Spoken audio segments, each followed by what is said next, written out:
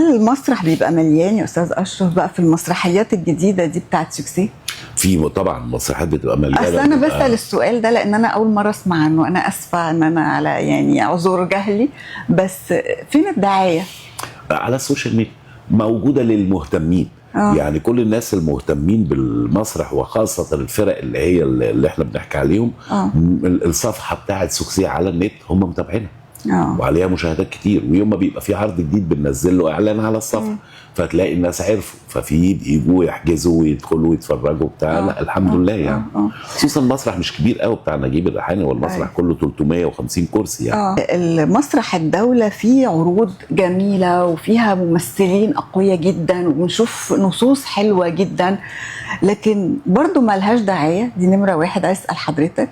نمرة 2، المسرح الخاص فين يا أستاذ أشرف؟ يعني كان زمان يبقى فيه مسرحية واتنين وتقعد سنة واتنين وتالت، ليه دلوقتي مبقاش فيه مسرح خاص؟ يعني على وعود من المسؤولين إن يبقى المسرح متشاف إن هو مش بس ترفيه، ولكن هو بيفيد أي بلد بيتقاس حضارتها بعدد المسارح الموجود فيها. احنا كان عندنا 32 فرقة وصلنا لزيرو على القطاع الخاص. القطاع العام في محاولات من القطاع العام إن هم يعملوا مسرحيات، بس هي دي ده جزء من الجذب السياحي طبعا كمان. لكن مسرح الدولة بيختلف عن مسرح القطاع الخاص. مسرح الدولة عبارة عن تثقيف الدولة بتقوم بيه وبتدعمه بالكامل، وما بيبقاش الأساس هو اللي جاي من التيكت اللي يغطي تكلفة المسرحية. القطاع الخاص لو ما غطيتش هوقف، لو ما غطيتش التكلفة حتى مش لازم أكسب، بس لو ما غطيتش التكلفة مش هقدر أكمل. يعني القطاع الخاص مشكلته الإنتاج طبعا، لان عليه مسؤوليات كتيره جدا. يعني تخيلي مثلا مسرح الريحاني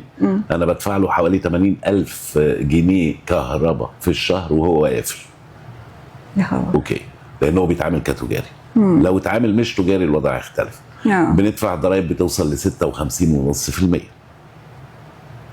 اوكي، لو اتعامل ان هو مش تجاري وان هو ده مصدر دخل مهم للبلد، هو مش مصدر دخل لكن هو مصدر تثقيف طبعا. يعني الدولة لو خدت زيرو على المسرح هيدخل لها فلوس كتيرة جدا. انت متخيلة؟ يعني لو الدولة خدت زيرو على المسرح هيخش لها من الممثلين. يعني مش معنى كلام ان الممثلين ما يدفعوش، بس يشتغلوا يرجعوا للمسرح تاني. ساعتها الدولة هتاخد على التيكت، الدولة هتاخد من الممثلين، بس الضرايب. تقصد حضرتك الضرايب مش كده؟ ان شاء الله خير. يعني احنا مع السيد وزير الثقافة ومع المسؤولين على المسرح يعني ماشيين في خطوات كده بنحاول فيها ازاي نرجع المسرح القطاع الخاص.